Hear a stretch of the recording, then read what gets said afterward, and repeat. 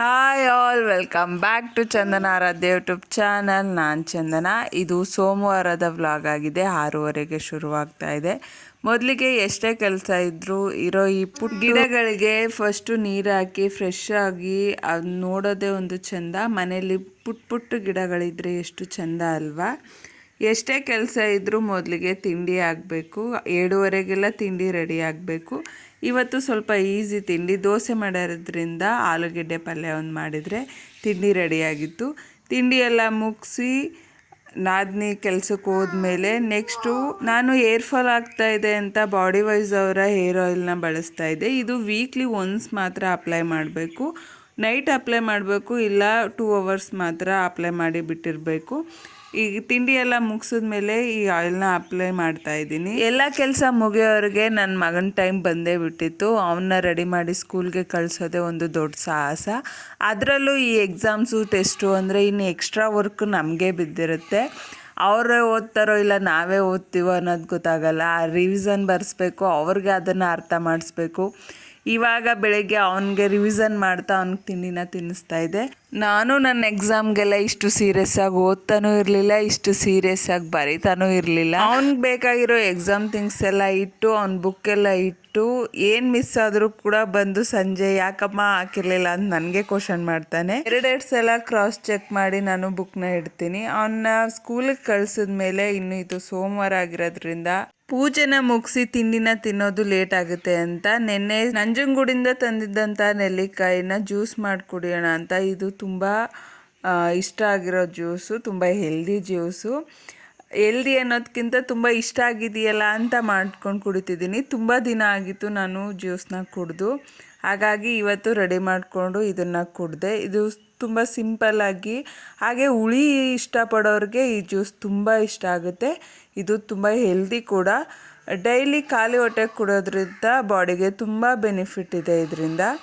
ಇದೆಲ್ಲ ಮುಗಿಸ್ಕೊಂಡು ನಾನು ಶಾಂಪೂ ಬಾಡಿ ವೈಸ್ ಅವ್ರದ್ದೇ ಸ್ನಾನನ ಮುಗಿಸ್ಕೊಂಡು ಪೂಜೆನ ಮುಗಿಸ್ಕೊಂಡು ತಿಂಡಿ ತಿನ್ನೋವರೆಗೆ 12 ಗಂಟೆ ಆಗಿತ್ತು. ಟೈಮಿಗೆ ಹೋಗುತ್ತೆ ಅಂತಲೇ ಗೊತ್ತಾಗಲ್ಲ. ಸಂಜೆ ಸ್ನ್ಯಾಕ್ಸ್ ಟೈಮ್ ಆಗೋಗಿತ್ತು. ಹಾಗೆ ಪೂರಿ ಒಗ್ಗರಣೆನ ಮಾಡಿ ಎಲ್ಲರಿಗೂ ಟೀನು ಕೊಟ್ಟು ಮತ್ತು ಏನಾದರೂ ಸ್ಪೆಷಲ್ ಮಾಡೋಣ ಅಂತ ಶುರು ಮಾಡಿದೆ.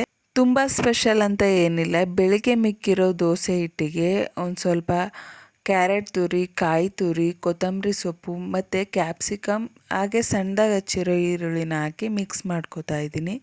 ಇದನ್ನು ನೀಟಾಗಿ ಚೆನ್ನಾಗಿ ಮಿಕ್ಸ್ ಮಾಡಿಕೊಂಡು ಇದರಲ್ಲಿ ತುಂಬ ಚೆನ್ನಾಗಿ ಪಡ್ಡು ಮಾಡ್ಬೋದು.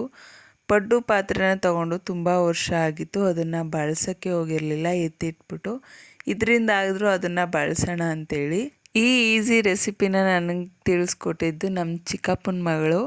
ಅವ್ರ ಮನೇಲೂ ಹೀಗೆ ಮಾಡ್ತಿದ್ರು ಅಂತ ಹೇಳಿದ್ಲು.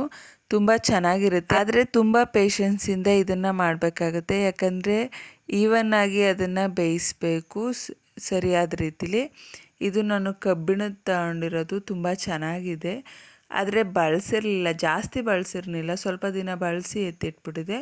ಅದಕ್ಕೆ ನೀಟಾಗಿ ಎಣ್ಣೆನ ಸ್ಪ್ರೆಡ್ ಮಾಡಿಕೊಂಡು ನಾವು ರೆಡಿ ಮಾಡಿ ಇಟ್ಕೊಂಡಿರೋಂಥ ದೋಸೆ ಹಿಟ್ಟನ್ನು ಅರ್ಧ ಭಾಗ ಆಗೋಷ್ಟು ಮಾತ್ರ ನಾವು ಸ್ಪ್ರೆಡ್ ಮಾಡಬೇಕು. ಈ ರೀತಿ ಸ್ಪ್ರೆಡ್ ಮಾಡಿದಾಗ ಅದು ಚೆನ್ನಾಗಿ ಬೇಯುತ್ತೆ. ಫುಲ್ಲು ಲೋಡಾಗಿ ಹಾಕಿದಾಗ ಅದು ಒಳಗಡೆ ಸರಿಯಾಗಿ ಬೆಂದಿರಲ್ಲ. ಹಾಗಾಗಿ ಒಂದು ಸ್ವಲ್ಪ ಕಡಿಮೆಯಾಗಿ ಇದನ್ನು ಹಾಕ್ಕೋಬೇಕು.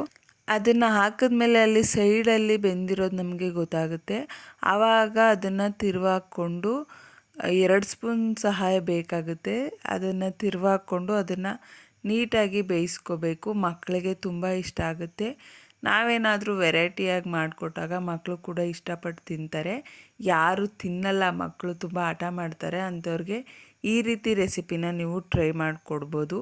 ತುಂಬ ಇಷ್ಟಪಟ್ಟು ತಿಂತಾರೆ. ಇದಕ್ಕೆ ಕಾಂಬಿನೇಷನ್ ಆಗಿ ಕಾಯಿ ಚಟ್ನಿನ ರೆಡಿ ಮಾಡ್ಕೊಂಡಿದ್ದೆ. ಒಂದು ಸ್ವಲ್ಪ ಸ್ಪೈಸಿಯಾಗಿ ರೆಡಿ ಮಾಡಿಕೊಂಡ್ರೆ ತುಂಬ ಚೆನ್ನಾಗಿರುತ್ತೆ.